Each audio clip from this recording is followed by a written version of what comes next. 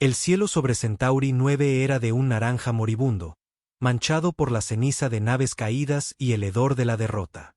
El último puesto de avanzada de la coalición galáctica ardía lentamente, como la esperanza que había brillado en los ojos de sus soldados apenas unos días atrás.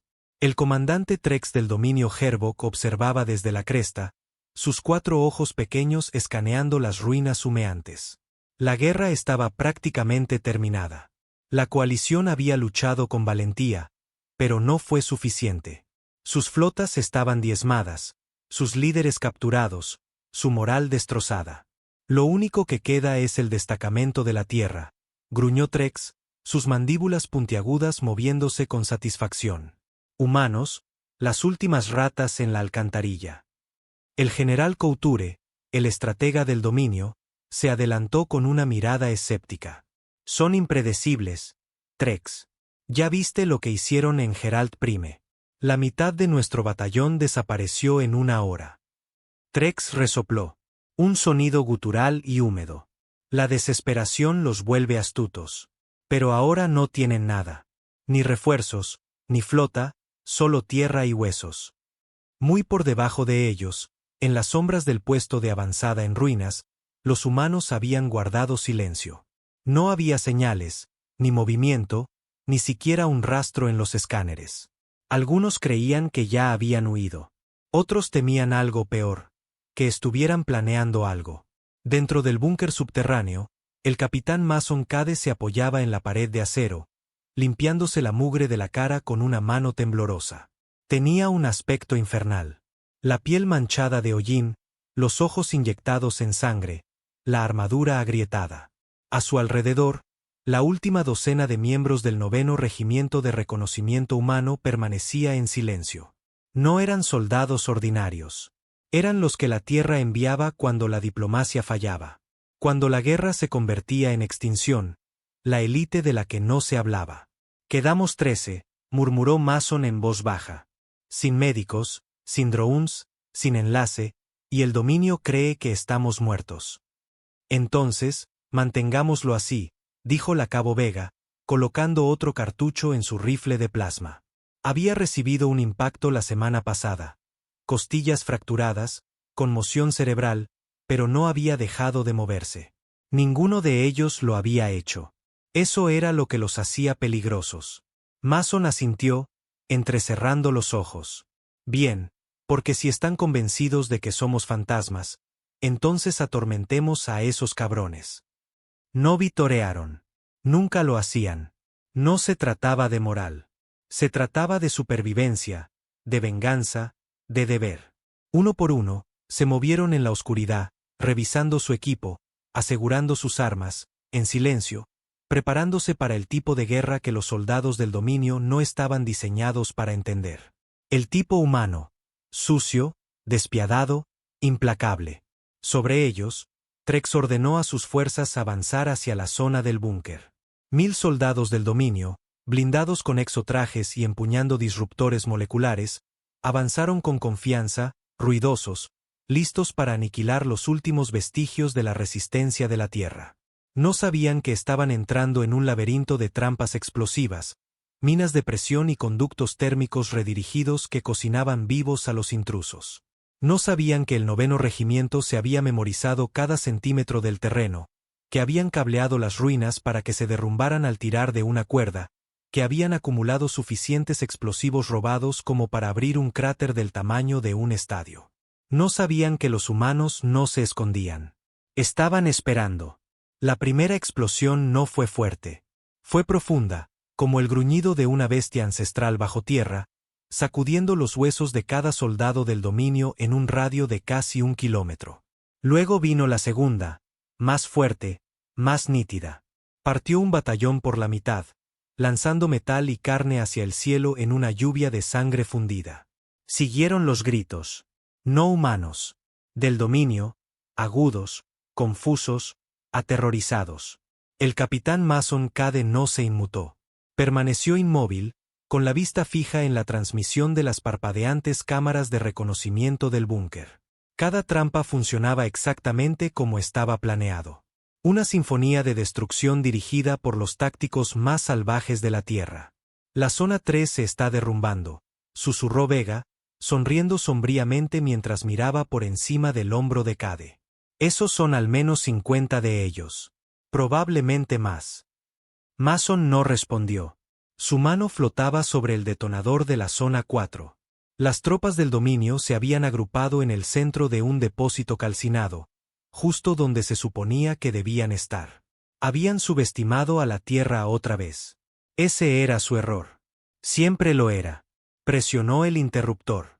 La Tierra se abrió con un rugido que envió una onda de choque a través del valle en ruinas.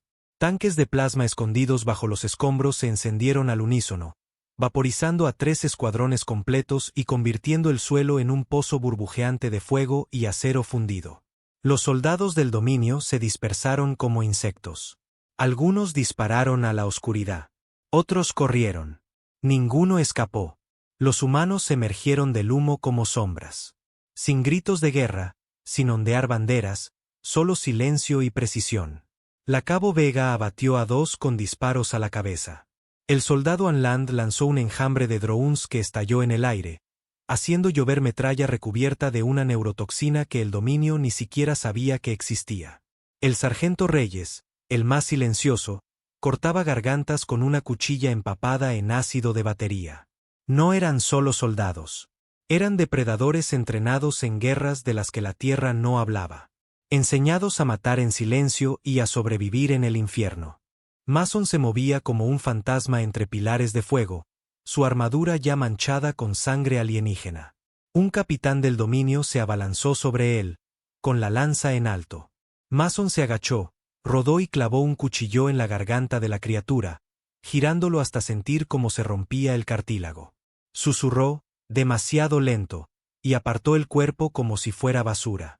El general Ktor observaba con horror desde la cresta. Estaban superados en número 100-1. Las mandíbulas del comandante Trex temblaban. No están luchando para ganar. Están luchando para borrarnos. Tenía razón, porque cuando los humanos perdieron sus flotas, no se rindieron. Cuando perdieron a sus aliados, no entraron en pánico. Cuando el mundo dijo, ya habéis perdido, los humanos empezaron a planear. Y ahora, 13 soldados de la Tierra estaban convirtiendo un campo de batalla en un cementerio. Mason se reagrupó con su equipo mientras la segunda oleada colapsaba. Quedaban 10 ahora. 3 caídos en la última hora. No había tiempo para el luto. No había fuerzas para las lágrimas, solo agallas y sangre. La fase 2 comienza en 20, dijo, con la respiración entrecortada pero firme. Reyes, prepara la cresta oeste. Vega, pon en línea el último enjambre de drones. Anland, quiero ojos en las comunicaciones enemigas. ¿Y el resto de nosotros?, preguntó el sargento Nix, con la voz áspera por inhalar humo. Mason miró la creciente nube de polvo en el este. Los enfrentaremos de cara. Haremos que sientan cómo es realmente la ira de la Tierra. Sin discursos, sin gloria, solo venganza, solo la Tierra. La nube de polvo se espesó mientras la tercera oleada de fuerzas del dominio avanzaba. Más grande y más furiosa que la anterior. Finalmente se habían dado cuenta de que esto no era una operación de limpieza. Era una guerra real. Del tipo que no estaban acostumbrados a librar. No la aniquilación estratégica y limpia que habían practicado en sus simulaciones. No los enfrentamientos diplomáticos donde los planetas se inclinaban ante una tecnología superior, un número superior. Esto era caos. Esto era dolor. Era la humanidad desatada.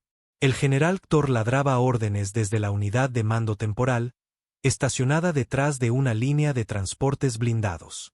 Caminaba furiosamente, sus gruesas garras arañando el mapa holográfico mientras unidad tras unidad parpadeaba hasta desaparecer. Envíen a los equipos de calcinación. Quiero que todo el sector sea sepultado.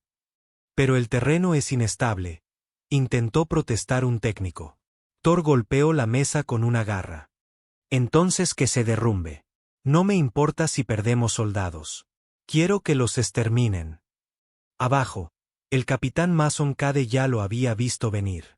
Desde detrás de los restos retorcidos de lo que solía ser una torre de comunicaciones, observó a las nuevas tropas desplegarse. Cautelosas ahora, más lentas. Se acabó el exceso de confianza. Habían aprendido a tener miedo. Eso los hacía un poco más listos, pero también más fáciles de manipular. Vega, dijo Mason a través de su auricular. Enciéndelos. Desde un recoveco oculto en los escombros, Vega sonrió y apretó el gatillo de un lanzamorteros improvisado.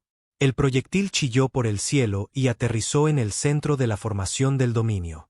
No solo explosivos esta vez, sino agentes químicos extraídos de sus propios muertos.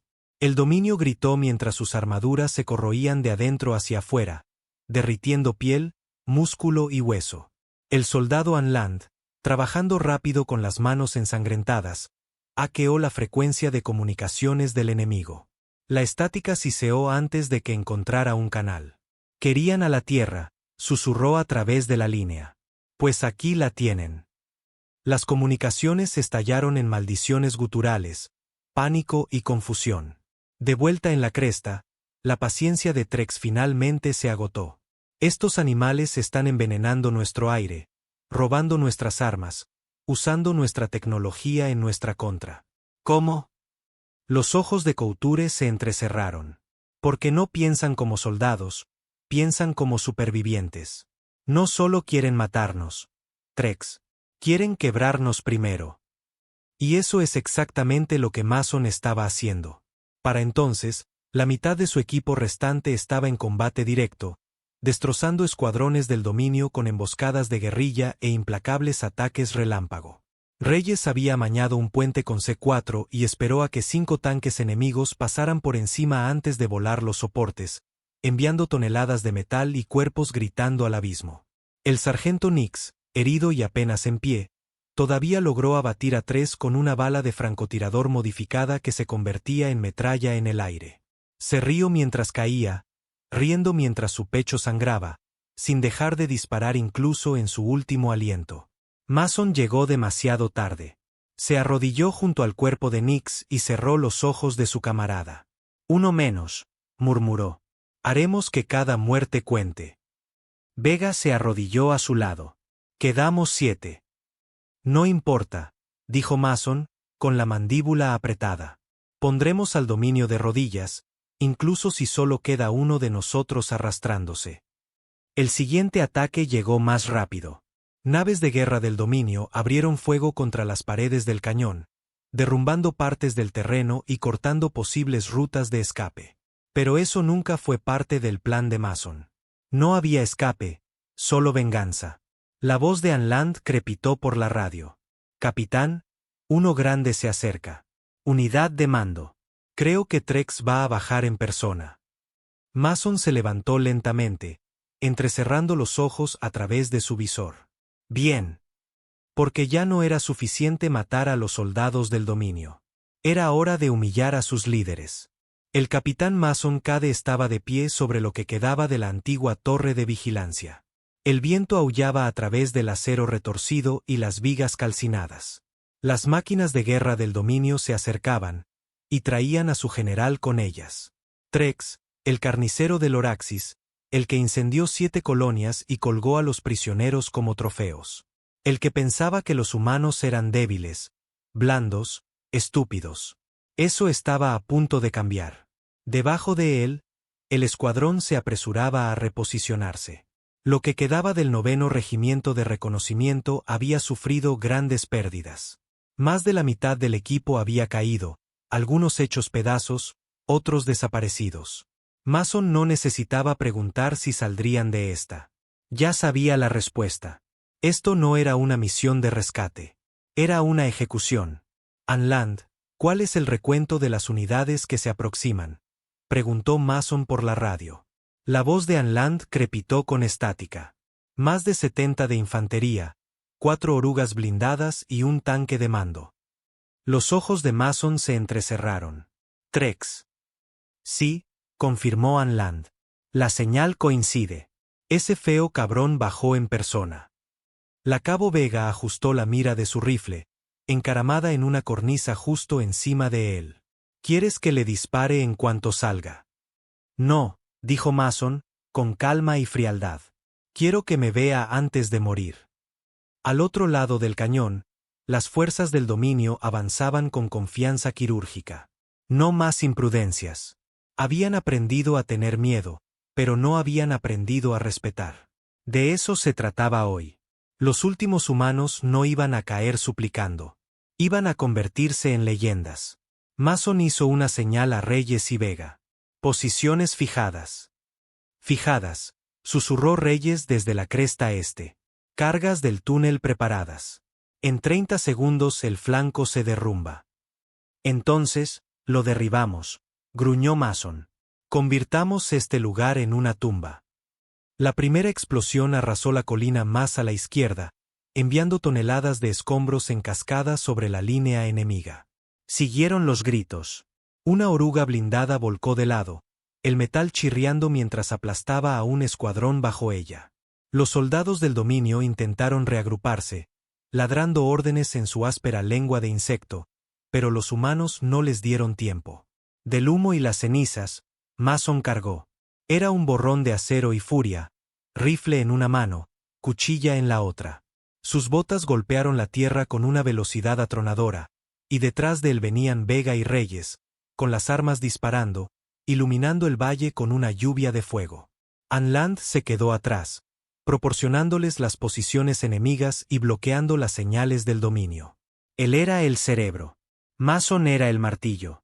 Trex emergió del tanque de mando justo a tiempo para ver a sus fuerzas masacradas por 7 humanos sucios y ensangrentados que luchaban como dioses poseídos. La cuchilla de Mason encontró otra garganta. Giró, disparó 2 veces a la cara de un soldado de élite del dominio y se agachó detrás de una oruga caída. Sangre espesa, verde y siseante salpicó su armadura. Al otro lado del campo de batalla, Trex rugió, señalando a Mason con una enorme garra. Tráiganme su cabeza. Una docena de soldados del dominio se abalanzaron hacia él. Mason no se inmutó. Activó las cargas que llevaba bajo su peto, lanzó una granada de humo y se desvaneció en el caos. Segundos después, una línea de fuego estalló entre el humo reptante. Reyes los había flanqueado, activando otra cadena de minas que lanzó a los soldados por los aires. Mason saltó sobre un cuerpo, aterrizó con fuerza, rodó y se encontró cara a cara con Trex. Los dos se miraron, el campo de batalla en silencio por un instante. Humano y alienígena, depredador y verdugo. El odio ardía en los ojos de Trex. Pero Mason parecía aburrido. Mucha labia para un bicho que nunca ha sangrado, dijo fríamente. Trex cargó. Mason lo recibió de frente. No fue elegante. No fue cinematográfico. Fue salvaje. Trex estrelló a Mason contra el suelo, pero Mason hundió su cuchillo de combate en la articulación blanda bajo la hombrera de Trex. El alienígena chilló. La cuchilla de Mason giró. Trex lo arañó, abriendo un corte en las costillas de Mason. Rodaron entre el barro y los huesos rotos. Mason recibió un puñetazo en el costado de la cabeza. El casco se agrietó, la sangre fluyó. Pero no se detuvo. Metió una granada en el puerto abdominal de Trex y lo pateó hacia atrás.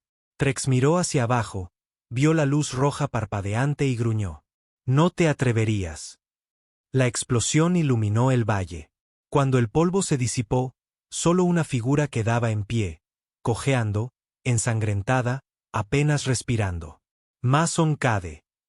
Escupió una bocanada de sangre y miró los restos esparcidos del comandante del dominio. Uno menos, murmuró. Ahora, acabemos con el resto. El olor a carne alienígena chamuscada todavía flotaba denso en el aire. El capitán Mason Cade retrocedió tambaleándose, sus rodillas casi cediendo. Había recibido un golpe directo en las costillas, y cada respiración se sentía como inhalar cuchillos. La sangre goteaba de un corte sobre su ceja, y sus manos temblaban, no de miedo, sino por la adrenalina pura que se desvanecía. Trex había caído. El autodenominado dios de la guerra del dominio no era más que una neblina verde y una armadura destrozada, pero matar a un líder no terminaba una guerra. No cuando el enemigo todavía tenía un ejército. Mason, responda. crepitó la voz de Anland por la radio. Tenemos movimiento, múltiples señales, equipo pesado. Van a enviar a los aniquiladores. Tienes 5 minutos, quizá menos. Mason maldijo en voz baja y se obligó a ponerse de pie. Reúne a los que queden. Nos replegamos a la línea de trincheras y libraremos nuestra última batalla allí. La voz de la Cabo Vega se escuchó a continuación, tensa, pero firme. Me queda un cargador y medio paquete de carga. Harás que dure, respondió Mason. Todos lo haremos. De 7 habían pasado a 5.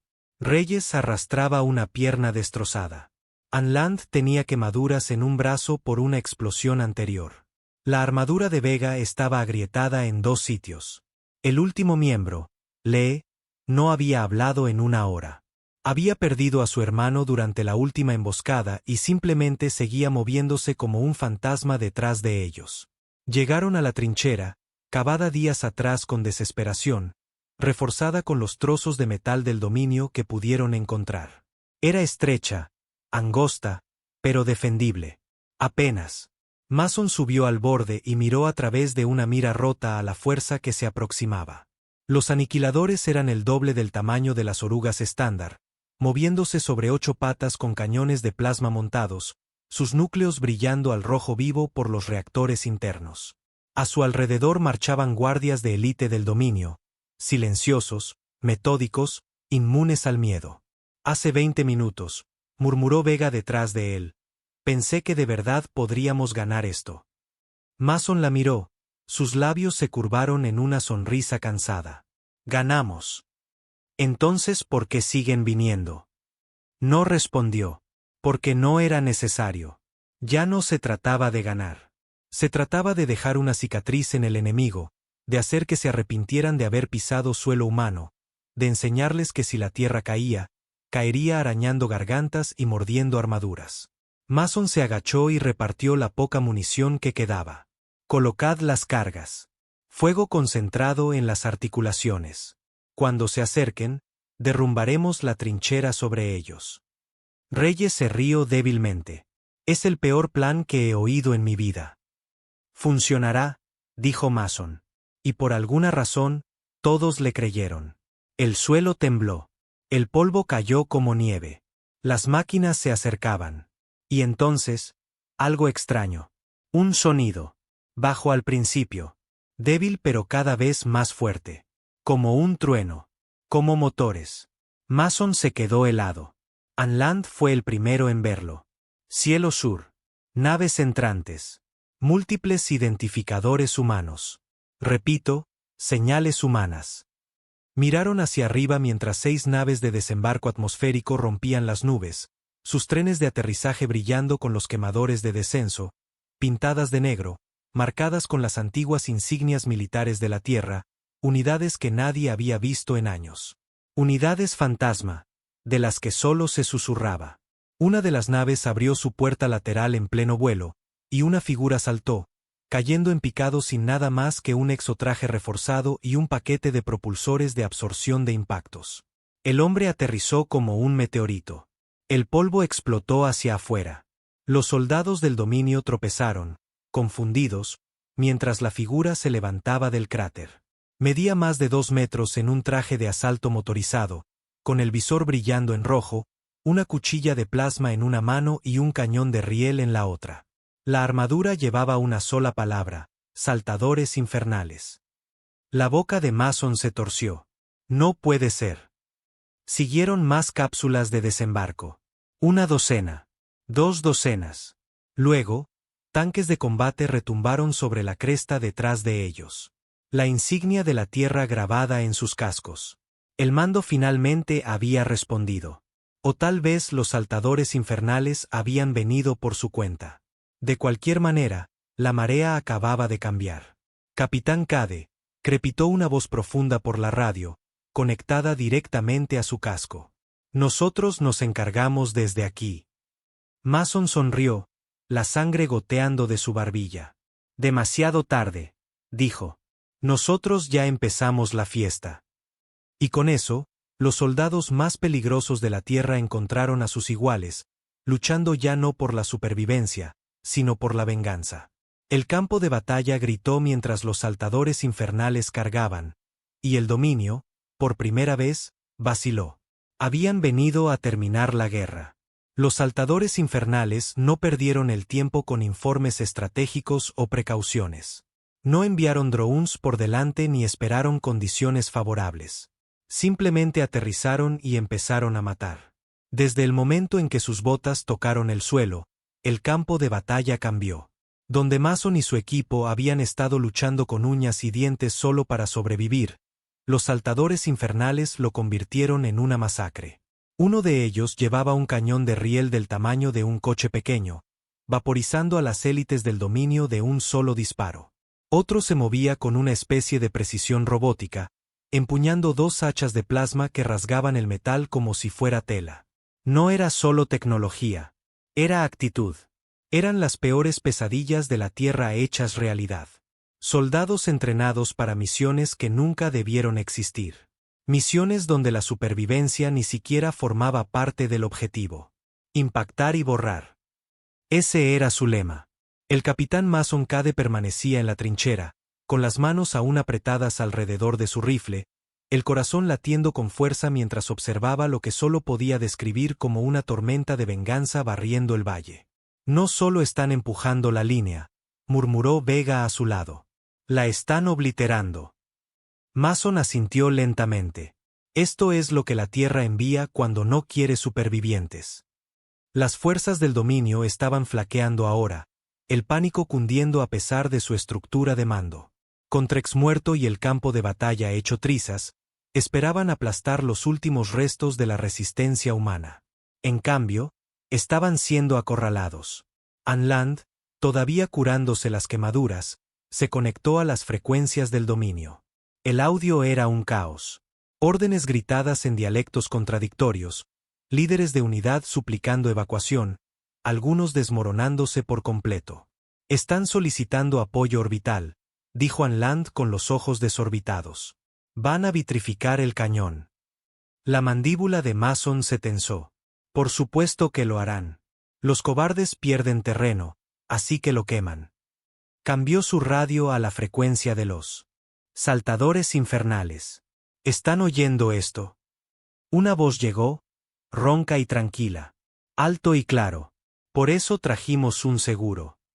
Sobre ellos, las nubes se abrieron de nuevo. Pero esta vez, no eran naves de desembarco. Eran cruceros de defensa orbital de la Tierra. Dos de ellos. Siluetas enormes y dentadas que tapaban el sol. Las troneras de sus armas brillaban, los escudos pulsaban con energía. No eran naves de evacuación. Eran purificadores. Del tipo que la Tierra no había desplegado en más de un siglo. Ni siquiera durante los disturbios de Marte. Ahora estaban aquí, y no ondeaban banderas. Ondeaban advertencias. El primer rayo se lanzó hacia abajo, golpeando la cresta exterior donde las fuerzas del dominio habían comenzado a reagruparse. No explotó. Se desintegró. Tierra, roca, metal, cuerpos, desaparecidos en un instante. Solo vapor y silencio. Mason se agachó instintivamente, protegiéndose la cara de la ola de calor que siguió. Joder, susurró Vega. Hemos pasado al modo de extinción total. La línea del dominio se rompió. Intentaron retirarse, pero los saltadores infernales no se lo permitieron. Los titanes de armadura negra se movían con una eficiencia brutal, abatiendo todo lo que se movía. Sin prisioneros, sin piedad, solo retribución. Mason sabía lo que esto significaba. Puede que la guerra empezara en Centauri 9, pero la Tierra había dejado algo claro hoy. Vienes a por nosotros. No nos defendemos. Te borramos. Capitán, gruñó Reyes, arrastrándose fuera de la trinchera, con la pierna todavía envuelta en un torniquete improvisado. Esa oruga de mando sigue intacta en la cresta este. Si la tomamos, tendremos acceso a su red, datos tácticos, rutas de suministro, incluso movimientos de la flota. Mason se volvió hacia Vega. Ella ya estaba cargando un nuevo cargador. Parece que aún no hemos terminado, dijo él. Con los saltadores infernales empujando el frente, Mason guió a su maltratado escuadrón por una ruta de flanqueo a través de los escombros calcinados. El suelo todavía estaba caliente bajo sus botas. El aire estaba lleno de humo y el siseo de armaduras derritiéndose. La oruga blindada parecía una bestia herida, con marcas de quemaduras en su casco, pero aún operativa. Quedaban 2 guardias del dominio, sin percatarse de los humanos que se acercaban por su punto ciego. Reyes abatió a uno de un solo disparo. Mason se encargó del otro personalmente, deslizándose detrás de la criatura y clavando su cuchilla directamente en la base de su cráneo. Sin ruido, sin forcejeo. Entraron en la oruga y encontraron la consola de mando aún en funcionamiento. Los ojos de Anland se iluminaron. Esta cosa tiene acceso a toda la red de batalla del dominio. Puedo sacar sus rutas de repliegue, posiciones de la flota, incluso sus comunicaciones encriptadas. Mason sonrió sombríamente. Hazlo. Averigüemos a dónde están huyendo. Porque esto ya no era solo una batalla. Era una cacería. Y la humanidad acababa de empezar. Dentro de la oruga del dominio, los dedos de Anland volaban sobre la interfaz alienígena. Los datos fluían más rápido de lo que ninguno de ellos esperaba. Registros, coordenadas, señales de socorro, y algo que Mason no se había atrevido a esperar. Las ubicaciones de los nexos de mando principales en todo el espacio controlado por el dominio. Esto no son solo datos tácticos, dijo Anland, con los ojos muy abiertos. Dejaron toda la maldita puerta trasera abierta. Estoy viendo patrones de flota, disputas internas, incluso registros de drenaje de recursos planetarios. Esto es oro puro. El capitán Mason Cade se apoyó en el panel de control chamuscado, todavía sangrando bajo su armadura. Cópialo. Todo. Luego borra el núcleo. Anland vaciló. ¿Quieres destruir esto? Podría valer. No les dejaremos nada a lo que puedan volver, dijo Mason con frialdad. Ellos trajeron esta guerra a las puertas de la tierra. Ahora nosotros la llevaremos a las suyas. Reyes entró cojeando, con el rifle colgado torpemente sobre su hombro. ¿Qué hay de nuevo? Acabamos de encontrar el corazón de su imperio, respondió Mason. Ahora veremos lo fuerte que late.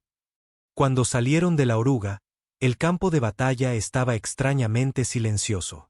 El dominio se había quebrado.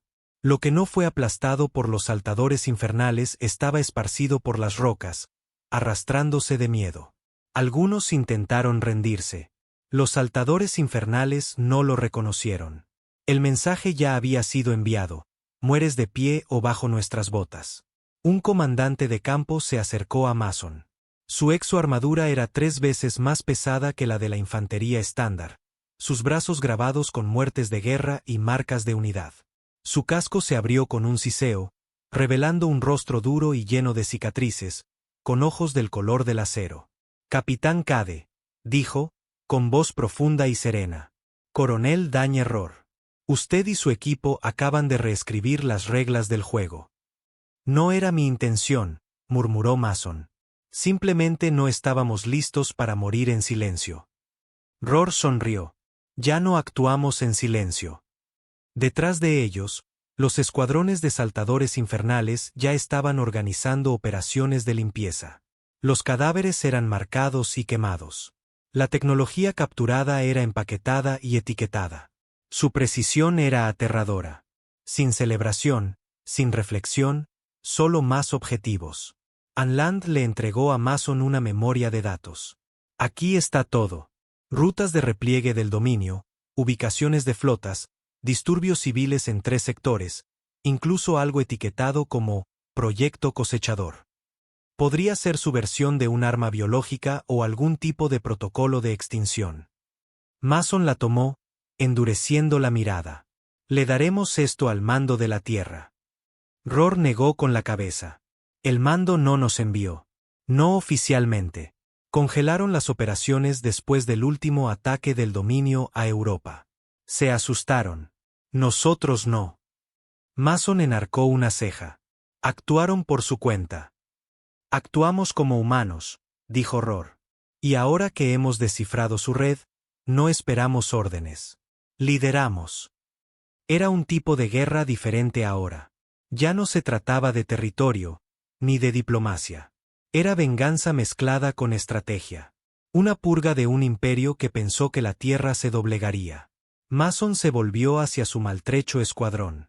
Vega, magullada y con poca munición. Reyes, todavía cojeando pero vivo. Anland, ya proyectando el siguiente objetivo. Estaban agotados, pero no rotos. Habían pasado por el infierno y habían salido más afilados. ¿Todavía están conmigo?, les preguntó. Juntos hasta el final, dijo Vega, escupiendo sangre de su labio partido. Vamos a matar a su siguiente dios, sonrió Reyes. Anland levantó la vista de su pantalla. He localizado uno de sus nexos de coordinación de flota primarios, una estación en órbita media en el sistema Beltrax. Está rodeada de naves de guerra, pero si nos colamos y les damos órdenes falsas, podríamos hacer que se disparen entre ellos. Mason asintió. Precioso. ¿Cuándo podemos movernos? Rohr intervino. El Hammerfall deja la órbita en 1 hora. Ese es nuestro transporte. El Hammerfall era un crucero de ataque profundo. El equivalente terrestre de una guillotina. Una nave, una misión, aniquilación total. No se había utilizado desde la última rebelión en Titán. Ahora salía de las sombras. Mientras la tripulación se preparaba para abordar, Mason contempló el campo de batalla por última vez. El humo todavía se elevaba en columnas. El suelo estaba manchado de sangre, humana y alienígena. Pero el silencio ahora se sentía ganado, no como una derrota, sino más bien como la profunda bocanada de aire antes de una tormenta. ¿Próxima parada?, preguntó Vega mientras la rampa se elevaba.